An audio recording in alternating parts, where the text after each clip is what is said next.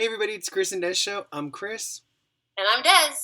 And today we're going to talk to you about Ray Donovan, the Showtime show starring Liev Schreiber. Des, tell us about Ray Donovan. Okay, so I'm just starting season 7. So this is a show that's been on for a while. And Christopher, I think, has loved it from the very beginning. And I didn't, joined a little bit later. But it's this show about a fixer, I guess you would call him, where he kind of, when there's a problem that's a little bit above the law or below the law, however you want to call it, he comes in and he just kind of takes care of it. And he's the muscle and he's the heavy and he just kills who needs to get killed and he helps who needs to get helped. And it's, it's just this really, his whole family is in the story, and his brothers and his mother is gone, and it's the relationship between them all and their father is weird and crazy, and his dad's in it, and then his wife and his kids, and how do they handle it, and how much do they know? And it's just, again, just kind of like Billions, it's just a really well made, well written, well acted, dramatic TV show, and it's just so good. It's just so compelling, and it keeps you on the edge of your seat, just like that other show. It just keeps you. Once you're in, you are in, and you're involved in everything, hook, line, and sinker. I just think it's so good. What did you think, Christopher? Yeah, I love it. I just like Des said, like I started watching it, like, oh, this looks like a good show, and then I have been for 7 years. I've been hooked on Ray Donovan, and I just love it for sure. I think I really don't think. I mean, he's got nominated for a few Emmys and Golden Globes for it, but Liev Schreiber is so good as Ray Donovan. He is so good as his character. He makes you like him, even though if you were to think about this character, you shouldn't like him probably. I know, right? But you just do. You like Ray. There's something about him. You're like, I feel for him. Ray. And there is a molestation aspects as well too. At the very beginning, it's part of their story that this has happened, and so that's the whole first season is them, taking care of this, what happened in their past and stuff. They're Catholic. They're from Boston, and I love all the brothers. I like Eddie Marsan, who plays Terry, and Dash Mika, who plays Bunchy. Bunchy. Bunchy. Poor Bunch. You just can't. You just can't. And Poochal plays Daryl. Daryl kind of comes in and is like... Yeah, a few seasons in. Yeah. And then John Voight does a great job playing his dad, but I hate Mickey. Yeah. Hate Mickey. But he does a fantastic job, of course. Horrible. And then in the first, 5? They're in LA for the first 5 seasons, maybe. Yeah. And then they come back to Boston. Yeah, and then they're in New York for a while too, right? Yeah. And anyways, when he's in LA especially, and then Lena even comes with him to New York for a while. I love the character of Lena. His right-hand girl who helps him do all the stuff. She's so good, and Catherine Morgan, who plays her, is so good. And then I loved Avi, who he had in LA, his buddy, and then Stephen Brower plays him. Don't talk about it, but he's so good too, and I love Avi. And so it's just again, super well acted. The acting is fantastic, really well written.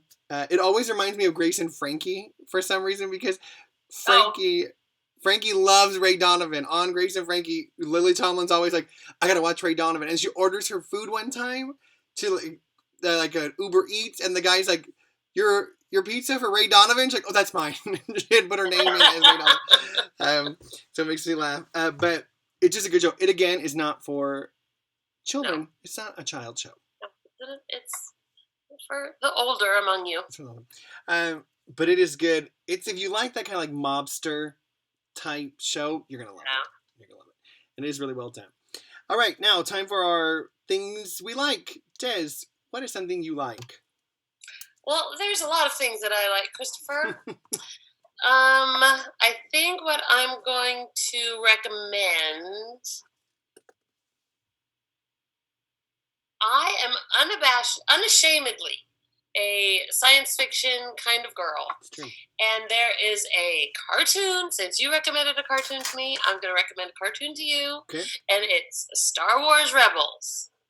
Now, it is an undertaking because there's a million seasons. So maybe just start slow and see if you like it. But it's just a continuing story of in that universe, and it's a whole nother group of people. It's a whole nother time. Like, it's this other kid who he's growing up to be a Jedi, and it's this one guy who was like the very last guy after the order that killed all the Jedis. He somehow was okay that he didn't get killed, and so he's like this covert Jedi. But it's just this ragtag group of rebels, and they're going against the Empire, and it's just really good. You know what else I haven't watched? I'm sure there's a lot of things. The Mandalorian. Christopher! I know, I haven't watched it yet. I know. I'm trying to decide if I should ask you to watch that first. But no, stick with the cartoon. Because The Mandalorian isn't going anywhere, and it's just going to get better and better. But I think Star Wars Rebels is over now. Like, I think that was, like, they did their last season, I think. Okay. And is it, like, for children? Yes, absolutely. Okay. Yes. So I'll watch it with Cash. He would probably like it. Yeah. Yes. Take Cash with you and give it a shot. Okay, sounds good. I'm going to recommend something that is the exact opposite of Ray Donovan. It is Sweet Magnolias, which is on Netflix. It is about these three ladies. One of them is one of my favorite Broadway human beings, Heather Headley, and then Joanna Garcia, and I should look up the lady's name. But they are in the South, and I'm looking over now, Sweet Magnolias. They're in the South, and they just are three best friends. They call themselves the Sweet Magnolias. That's where the name comes from. And they are just going through life together. One's in the middle of, like, a divorce, and Heather Headley's a lawyer, and so she's helping her with that. And the other one's a chef, played by Brooke Elliott. She's the chef. And they decide to open this old house there in I can't remember if it's South Carolina. Yep. In South Carolina, they try to open this big house as a spa for ladies, and that's the whole show about it. And there's some love interest that happens, but it is all, like, light. It's a tiny bit cheesy. You got to get into the cheese a little bit.